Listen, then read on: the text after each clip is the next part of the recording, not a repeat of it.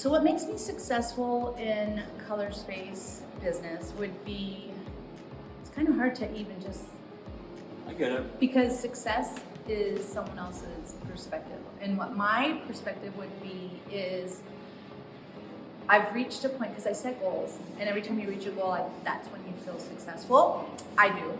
And the goal is to actually be in front of students and participants and to share education.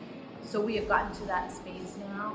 So I feel like it's pretty successful. Hit that goal. Yeah, we hit that goal. That's awesome. So just to share the information and how beautiful this color line is. Yeah.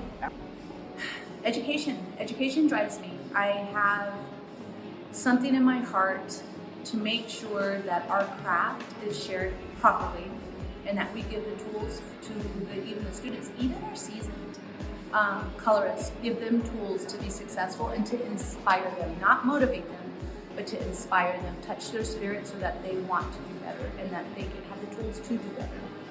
It's a weird story. I wanted to be a fighter pilot. Oh my. Okay, go for it. Absolutely. I wanted to be a fighter pilot in the Air Force.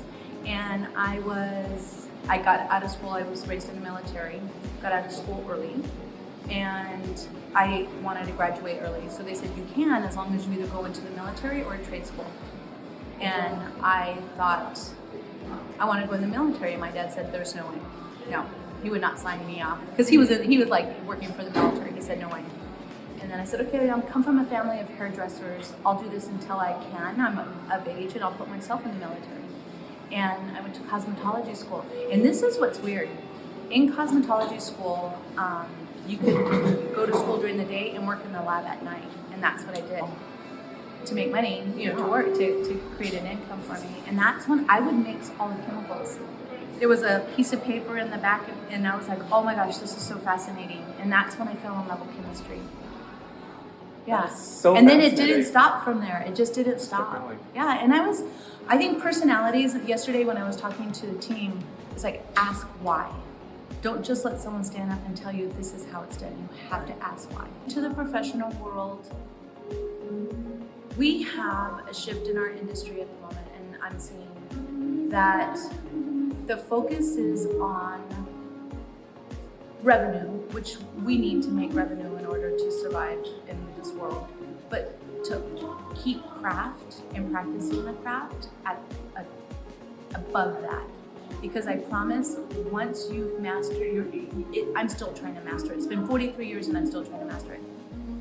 But once you keep practicing your craft, the money comes. It can't be the number one focus. You being excellent at what you do, it's a craft. We have to practice. And even talking with the team, I said, on your downtime, get a mannequin out. I still practice on a mannequin to make sure whatever I'm doing is working. You can't just stand up and go to a client and do the same thing all the time.